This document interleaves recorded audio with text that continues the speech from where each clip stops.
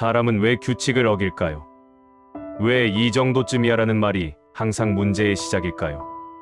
왜 선의에 맡기면 조직은 반드시 흔들릴까요? 우리는 보통 이렇게 말합니다. 그 사람, 인성이 문제다. 요즘 세대가 문제다. 교육이 부족해서 그렇다. 하지만 이런 말들은 문제를 설명하는 것처럼 보이지만 사실은 책임을 미루는 말입니다. 왜냐하면 이 말들은 전부 특정 사람에게 원인을 돌리기 때문입니다. 그 사람이 나빠서, 그 세대가 이상해서, 그 집안 교육이 부족해서. 그런데 역사 전체를 놓고 보면 사람은 언제나 비슷했습니다. 시대가 바뀌어도, 기술이 발전해도, 권력이 바뀌어도 사람의 행동 패턴은 놀라울 정도로 반복됩니다. 이 지점에서 등장하는 철학자가 있습니다.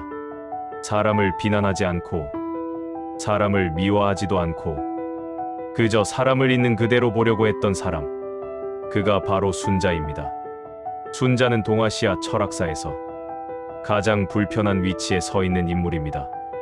공자처럼 존경받는 성인도 아니고 맹자처럼 희망을 주는 철학자도 아닙니다. 그는 듣기 좋은 말을 하지 않습니다. 대신 국가가 왜 망하는지, 조직이 왜 깨지는지, 사람들이 왜 반복해서 같은 실수를 하는지 아주 냉정하게 설명합니다. 그래서 순자는 정치가, 행정가, 법가, 조직 설계자들에게는 지독히 현실적인 철학자이지만 도덕적 위안을 찾는 사람들에게는 굉장히 차갑게 느껴집니다. 하지만 아이러니하게도 우리가 지금 살고 있는 사회는 순자의 인간관을 전제로 설계되어 있습니다.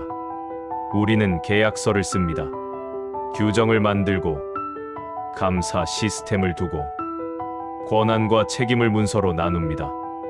이 모든 것의 전제는 단 하나입니다. 사람은 실수한다. 사람은 욕망을 가진다. 사람은 상황에 따라 흔들린다. 이 전제를 가장 먼저, 가장 노골적으로 철학으로 만든 인물이 바로 순자입니다. 순자가 살았던 시대는 전국시대 말기입니다. 이 시기는 중국 역사상 가장 혼란스러운 시기 중 하나였습니다. 수십 개의 나라가 합종과 연행을 반복하며 끝없는 전쟁을 벌이던 시기였습니다. 이상한 점이 하나 있습니다. 이 시기는 철학이 가장 풍부했던 시대이기도 합니다. 공자는 이미 죽었지만 그의 사상은 퍼져 있었고, 맹자는 인간의 선함을 설파했고, 묵자는 겸해를 말했고, 도가 사상은 자연을 말했습니다. 말은 넘쳐났습니다. 도덕은 풍부했습니다. 그런데 현실은 더 잔혹해졌습니다. 순자는 이 괴리를 주목합니다. 왜 이렇게 좋은 말이 많은데 세상은 더 엉망이 되는가? 그의 답은 단순했습니다. 말이 현실을 전제로 하지 않았기 때문입니다. 많은 사상가들은 사람은 이래야 한다를 말했습니다. 하지만 순자는 사람은 실제로 이렇게 행동한다를 봤습니다. 전쟁 중인 나라에서 병사가 왜 탈영하는지, 관리들이 왜 부패하는지, 백성들이 왜 법을 어기는지 그 이유를 순자는 인간 본성에서 찾습니다. 그는 말합니다. 사람은 태어나면서부터 이익을 좋아하고, 손해를 싫어하며, 편안함을 추구하고, 고통을 피하려 한다. 이건 교육의 문제가 아닙니다. 환경의 문제가 아닙니다. 그 이전의 문제입니다. 본성의 문제입니다. 순자는 이 본성을 도덕적으로 평가하지 않습니다. 그는 그것을 사실로 취급합니다. 그리고 이렇게 말합니다. 사람의 본성을 전제로 하지 않은 정치는 모래 위에 성을 쌓는 것과 같다.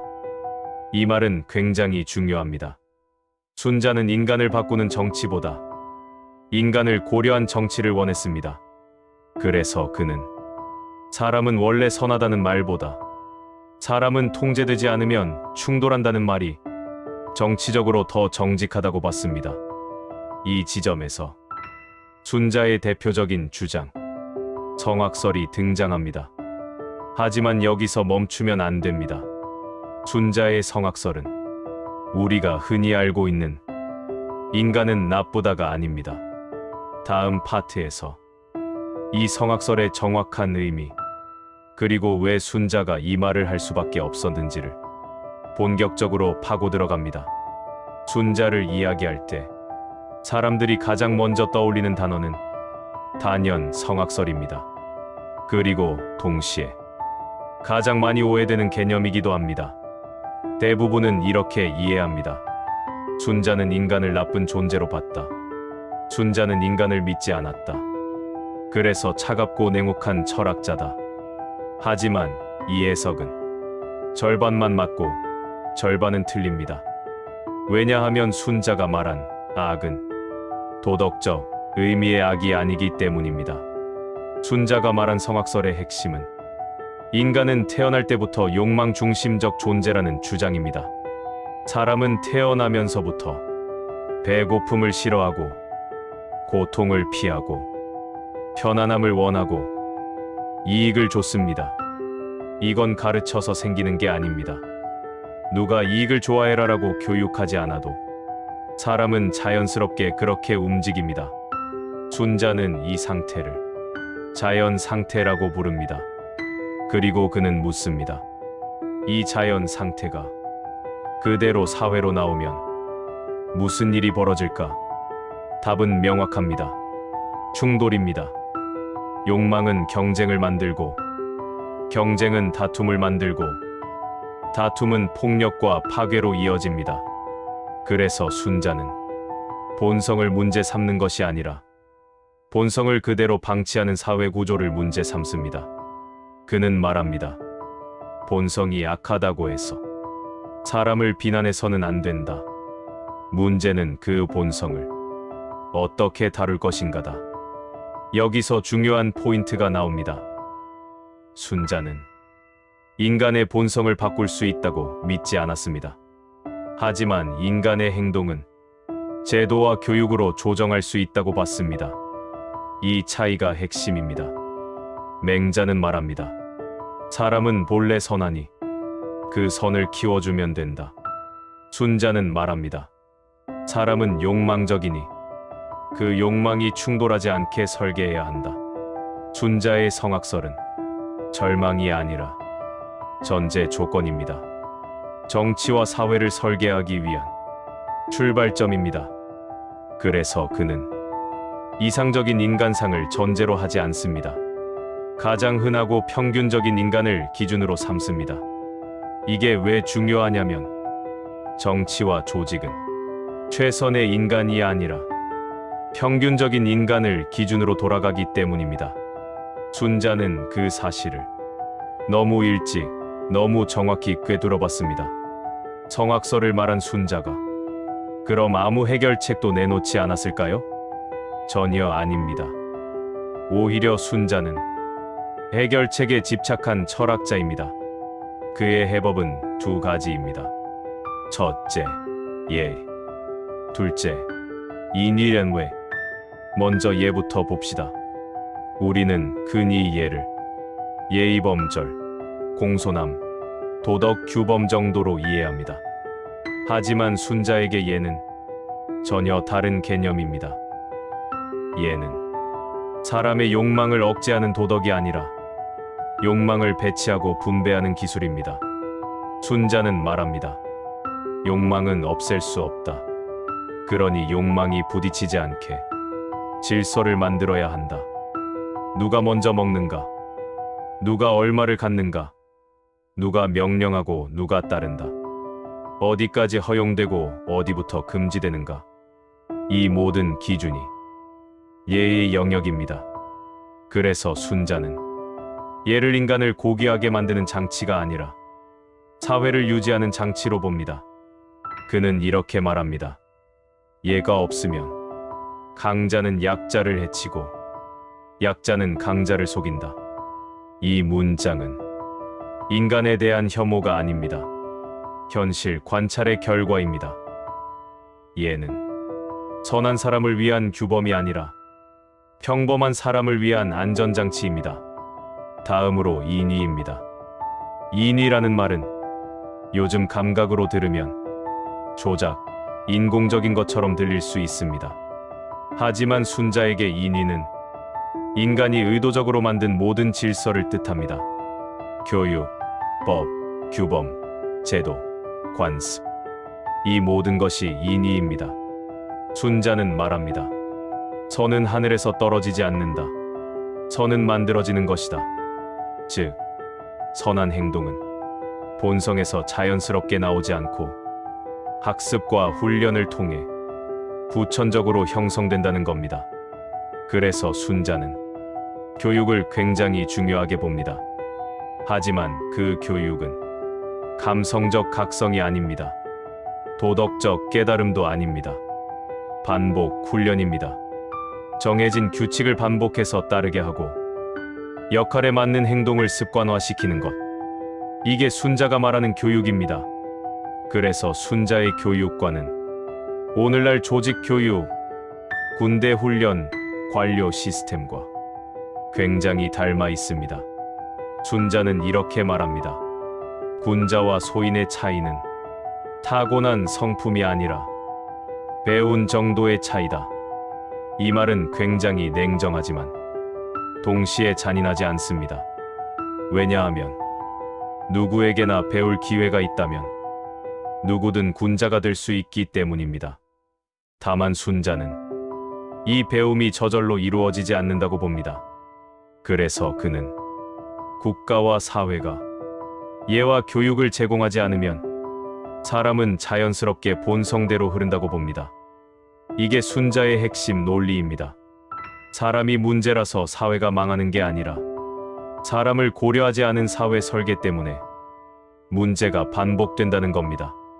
순자는 인간 본성을 냉정하게 봤고 그 본성을 다루기 위한 도구로 예와 교육을 제시했습니다. 하지만 여기서 끝이 아닙니다. 순자는 한 단계 더 나아갑니다. 그는 묻습니다. 예와 교육만으로 정말 사회가 유지될 수 있는가? 그의 대답은 명확합니다. 아니다. 그래서 순자는 법파, 정명정밍, 철론티엔론이라는 세 가지 장치를 추가로 꺼냅니다. 먼저 법부터 봅시다. 순자는 법과를 배척하지 않았습니다. 오히려 현실적인 장치로서 법의 필요성을 인정했습니다. 다만 그는 법을 만능으로 보지 않았습니다. 법은 무엇입니까? 어기면 처벌하는 기준입니다. 즉, 법은 항상 사후적입니다. 사건이 터지고 문제가 발생한 뒤에야 작동합니다. 순자는 이 한계를 정확히 짚습니다. 법만으로 사회를 운영하면 사람들은 처벌을 피하는 데만 집중한다. 법이 강해질수록 사람들은 더 교묘해집니다. 규칙의 틈을 찾고 문구를 해석하고 처벌을 피해갈 방법을 고민합니다. 그래서 순자는 말합니다. 법은 반드시 필요하다. 하지만 법만으로는 부족하다. 이때 등장하는 것이 예입니다. 예는 사람의 행동을 당연한 것으로 만듭니다. 법이 하지 말아라면 예는 원래 그렇게 하지 않는다입니다. 그래서 순자는 법과 예를 이렇게 구분합니다. 법은 두려움으로 작동하고 예는 습관으로 작동한다. 그리고 그는 결론 내립니다. 법과 예는 함께 있어야 한다. 하나라도 빠지면 사회는 반드시 왜곡된다. 다음은 정명입니다. 정명, 이름을 바로잡는다는 말은 자칫 고리타분하게 들릴 수 있습니다. 하지만 순자의 정명은 권위주의가 아닙니다. 정명이란 각자의 역할과 책임, 기준을 명확히 하는 것입니다. 누가 결정권자인가? 누가 책임을 지는가? 어디까지 권한이고 어디부터 월권인가? 이 기준이 흐려지는 순간 사람은 본성대로 움직입니다. 자기에게 유리하게 해석하고 책임은 회피하고 공은 가로챕니다. 순자는 이를 너무 잘 알고 있었습니다. 그래서 그는 말을 흐리지 말라고 강조합니다. 직함은 직함답게, 권한은 권한답게, 책임은 책임답게. 이게 무너지면 조직은 곧장 무너집니다. 마지막으로 철론입니다. 당시 많은 사람들은 전쟁, 재해, 실패를 하늘의 뜻으로 돌렸습니다. 순자는 이 태도를 강하게 비판합니다. 그는 말합니다. 하늘은 하늘이고 인간은 인간이다. 하늘은 자연의 법칙처럼 그냥 존재할 뿐입니다. 거기에 도덕도 의지도 없습니다. 국가가 망한 이유는 하늘이 노해서가 아니라 인간이 잘못 설계했기 때문입니다. 이 말은 엄청나게 급진적인 주장입니다. 순자는 운명론을 끊어내고 책임을 인간에게 돌립니다. 즉, 사회가 망했다면 그건 사람 탓이 아니라 제도 설계의 실패라는 겁니다. 이 지점에서 순자의 사상은 완전히 현대적이 됩니다. 이제 마지막 파트입니다. 순자가 단순한 철학자가 아니라 역사를 움직인 인물인 이유를 봐야 합니다. 순자의 제자들입니다. 그의 제자 중에는 한비자와 이사가 있습니다. 한비자는 법과 사상을 체계화한 인물이고 이사는 그 사상을 실제 국가 운영에 적용한 인물입니다. 진나라의 중앙집권 체제, 관료제, 법률 중심 국가 운영. 이 모든 구조는 한비자와 이사의 이름으로 알려져 있지만 그 바탕에는 순자의 인간관이 깔려 있습니다. 사람은 욕망적이다. 그러므로 제도로 묶어야 한다. 제도는 감정이 아니라 구조로 설계해야 한다. 이 논리가 실제 국가 시스템으로 구현된 것입니다. 여기서 중요한 점이 있습니다. 순자는 포갑적 통치를 설계한 사람이 아닙니다. 그는 통제 없는 이상주의가 얼마나 위험한지 경고한 사람입니다. 그의 사상은 사람을 억누르기 위한 게 아니라 사람 때문에 무너지지 않는 사회를 만들기 위한 것입니다. 이 관점에서 보면 순자는 오늘날의 조직과 너무 닮아 있습니다. 회사에는 규정이 있고 권한과 책임이 명확히 나뉘어 있고 감사와 평가가 있습니다. 이건 사람을 불신해서가 아닙니다. 사람을 정확히 알기 때문입니다. 사람은 피곤하면 실수하고 이익이 걸리면 판단이 흔들리고 권한이 애매하면 책임을 미룹니다. 순자는 이걸 이미 알고 있었습니다. 그래서 그는 좋은 사람을 뽑아라라고 말하지 않습니다.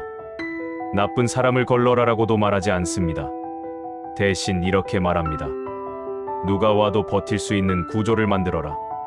이게 순자의 핵심입니다. 이제 마지막 질문입니다. 순자는 인간을 비관했을까요? 아닙니다. 그는 인간을 미워하지 않았습니다. 그는 인간에게 과도한 기대를 하지 않았을 뿐입니다. 기대가 과하면 실망이 커집니다. 순자는 그 실망이 국가와 사회를 무너뜨리는 걸 봤습니다. 그래서 그는 차갑지만 지속 가능한 답을 내놓습니다. 사람이 선해지기를 기다리지 말고 사람이 흔들려도 괜찮은 구조를 만들어라. 이 말은 오늘날에도 그대로 유효합니다. 정치에서도, 조직에서도, 가정에서도 규칙이 없는 신뢰는 오래가지 못하고 구조 없는 선의는 쉽게 무너집니다. 그래서 순자는 불편하지만 결국 다시 읽히는 철학자가 됩니다. 순자는 우리에게 위로를 주지 않습니다. 대신 현실을 줍니다. 그리고 묻습니다. 당신은 사람을 믿고 싶은가? 아니면 사회를 지키고 싶은가? 이 질문 앞에서 우리는 여전히 순자의 시대에 서 있습니다.